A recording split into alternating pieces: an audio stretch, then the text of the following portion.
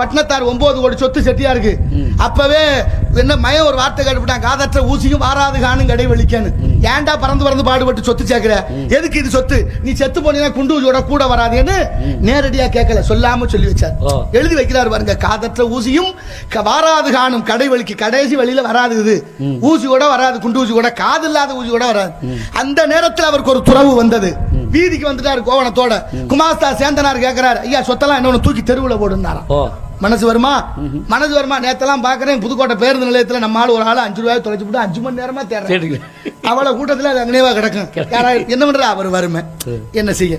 ஆனாலும் பாருங்க, பட்டினத்தார் சொன்னாரு, சாமியாரா போயிட்டாரு, ஊரை விட்டு ஊரு போகலாம்னு நினைக்கிற போது அவங்க அம்மா வந்து கேட்கிறா, அப்பா பெத்த கடன் இருக்குடா, எனக்கு ஏதாவது ஒன்றும் சொல்லாம நான் செத்து போயிருவேனடா, நீ கவலைப்படாதம்மா, நீ உயிரோட இருக்கிற வரைக்கும் இந்த ஊர்லயே இருப்பேன்னாரு. ஒரு அந்த வேட்டியில ஒரு முடிச்சு போட்டு விட்டா, இந்த முடிச்சு என்னைக்கு அவிழ்கிறதோ அன்னைக்கு நான் இறந்துருவேன் தெரிஞ்சுக்க. இப்போ ஊருக்குள்ளேயே சுத்துறாரு பட்டினத்தாரு. தாயார் இறந்துட்டாங்க, தாயார் இறந்துட்டாரு செய்தி கொஞ்சம் கொஞ்சமா அவருக்கு உணர்த்தப்படுது. இப்ப அங்க கட்ட மொட்டையெல்லாம் அடிக்கி தாயாருடைய உடம்ப வச்சாச்சு.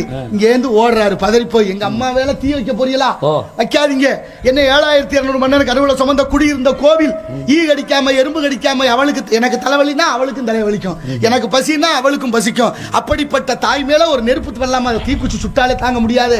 அப்படிப்பட்ட உடம்பை வட்டிலும் தொட்டிலும் மார்பிலும் தோல் மேலும் குட்டி காப்பாத்தி என் தாய் மேல விட்ட சிறகிலிட்டு தீமேட்டுவனோ மூட்ட மாட்டேன் மறுத்து அந்த தாயோட உடம்ப தூக்கிட்டு வந்தாரு. மெத்தன பச்சை வாழை மரத்தை அடுக்கினாரு, அது கொஞ்சம் இதமா இருக்குமா, அது மேல கிடத்துறாரு. ஒரு பாட்டு பாடுறாரு, முன்ன இட்டதி முப்புறத்திலே, பின்ன இட்டதி தென்னிலங்கையிலே, அன்ன இட்டதி அடிவயிற்றிலே, யானு மிட்டதி மூழ்கவேன்னு சொன்னார். தமிழ்ல 4 வார்த்தை தான் சொன்னாரு, தீ பிடிச்சி எரிஞ்சிருச்சு.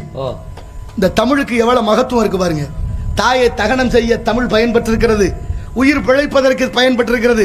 எத்தனையோ விதியங்களிலே அப்பேற்பட்ட தாய்க்காக வாழ்ந்த இந்த பிள்ளைய பிறந்த நாட்டில் தாயே பிள்ளைக்கு விஷம் வச்சு கொள்றான்னா எப்படி முன்னேறி இருக்கிறோம் நினைச்சு பாருங்க. எங்க போய் சொல்றது இந்த அக்கிரமத்தை, என்ன நடக்குது இந்த நாட்டில் ஒன்னும் சொல்ல, கொடுமை அதிகமா போயிட்டே இருக்கு, ஒண்ணுமே சொல்ற